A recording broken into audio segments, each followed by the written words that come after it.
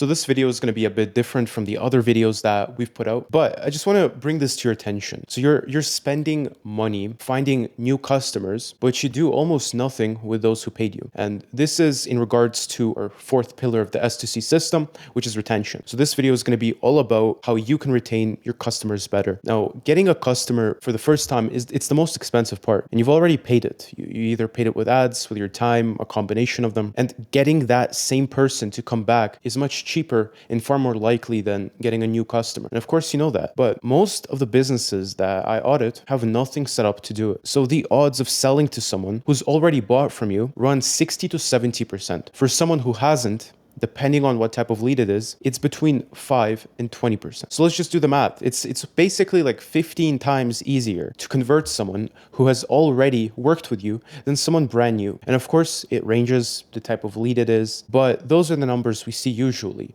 It's basically 10 times easier to get someone to work with you again on a different type of project, some maintenance, depending on what you do, than it is to actually get a new customer. So again, the most expensive thing you do is land a customer for the first time. Landing a new customer is the expensive part of the business. The Harvard Business Review puts the cost at 5 to 25 times what it takes to keep one that you already have. Whatever you spent to get them, that money is gone by the time they book. So when the job's done, and for most of the businesses I audit, nothing happens after. So the med spa finishes the treatment and then never follows up. Roofer settles the claim and the customer's name goes into the accounting software, CRM, and it just stays there. So the people who cost the most to get are the ones that nobody does anything with. So if you have a high LTV, high lifetime value business, you're likely losing a lot of money on each of your customers. So the second sale is much easier because the expensive part is already behind you. Marketing Metrics, the standard textbook, puts the odds of selling to an existing customer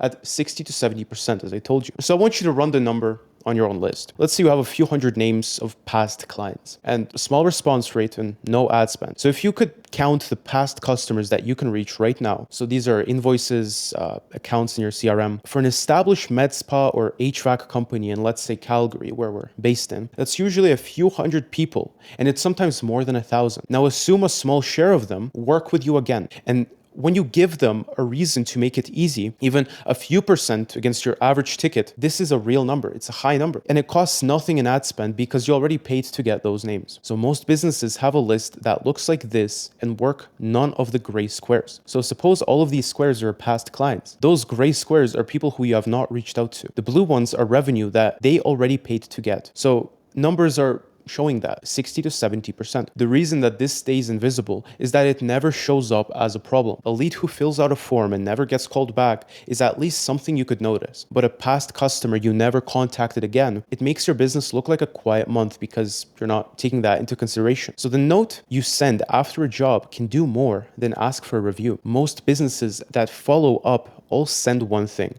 It's usually a request for a Google review or some sort of testimonial, which of course it's good. But Bright Local asked customers last year, and 83% of the people who got asked left a review. So asking works. The waste is using that one message for just a review. The same note sent right after the job can ask for the review, offer the next appointment, and make it easy to refer someone. What the next appointment is depends on the trade. The difference is whether it asks for one thing or three. This is what it can look like. So it's one message doing the review, the rebook, and the referral. You can play around with it, the phrasing of it, and the timing of it, but the purpose is still the same. You should ask for the review first and foremost. If you're not already, you should ask for another repeat appointment and then for a referral. You need to also give them an incentive. The follow-up runs on a schedule. That's really important. One follow-up message is a one-time thing. What actually fills the calendar is a schedule, a few messages that go out at set points, whether or not you think about it. So the timing matches how often your trade comes back. Most likely, you've been in business for a while, so you have this data. You could pull it from the top of your head. How frequent are your customers? So an HVAC company has a spring air conditioning service, for example, and a fall furnace check built into the seasons.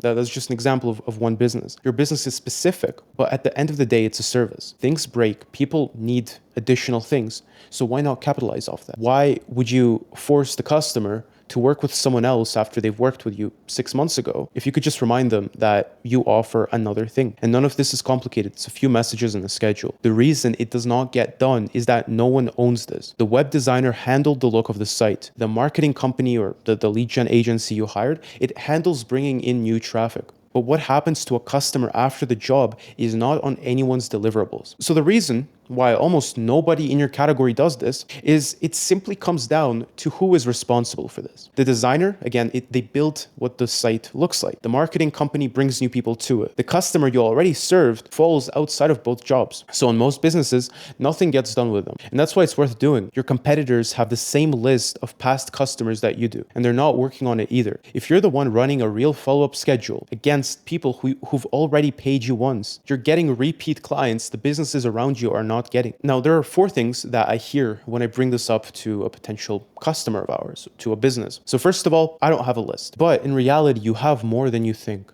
I can almost guarantee you, if you've been in business for, let's say, at least 3 to 4 years, you have at least 100 customers. I'm sure you have more. You probably have hundreds of customers, maybe even thousands, depending on how long you've been in business, how frequent the bookings are. So every invoice in your accounting software, it has a name and it has a number. Your booking software, it has the rest. Your Google reviews also have names attached. I want you to look through them, see if anyone is missed. Most established businesses, they have a few hundred past customers that they could reach, and they never put them in one place. And another thing I hear, it's quite reasonable, but you can say, my customers only need me once, but some trades repeat less often. A roof, for example, it lasts decades. The customer still comes back for the inspection. The gutters, a repair after a storm, and they're the most likely person to refer you. Even when the main job is rare, you could find something else that's adjacent to it. So your past customers are the cheapest source of new work that you have. Another thing, reaching out feels like spam. And this is, again, very reasonable, because you don't want to spam your past customers. You don't want to make them feel like you're annoying. But it's spam when there's no reason behind it. If it's a 6-month dental recall,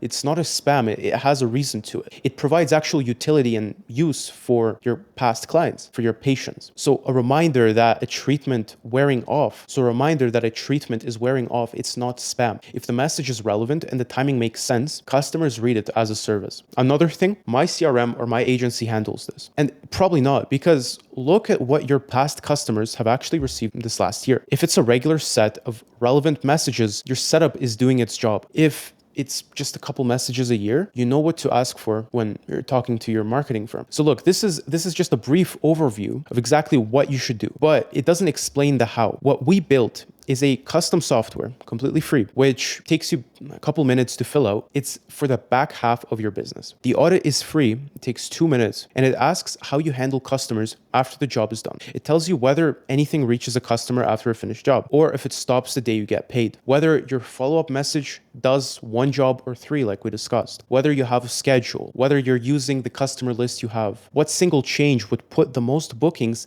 back on your customer. And most importantly, you're going to get accurate data on what single change that you could implement in a couple hours, maybe a weekend, that would put the most bookings back on your calendar. So you get the report right away. There's no call from us, no follow-up. You could build it yourself from there, or you can keep watching to see how we can do it for you. So there are 2 ways to go from here. You can do the first free thing where you do it yourself. And the second thing is if you'd rather not. So you could start with a free audit, 2 minutes, no call. It tells you which part to fix first. Or if you'd rather have this built with you, that's what Weblingo does. That's what our company does. We build the website, we set up the follow-up in the schedule, and you have me directly to keep adjusting it. $100 a month as it is right now, June 19th, 2026, and you can cancel anytime. So you get the website, the full S2C training, which are 25 documents and 5 walkthroughs. You get direct access to us to keep improving it, and it costs just $100 a month. Again, you can cancel anytime. So the price is low right now on purpose. I want owners who will actually implement it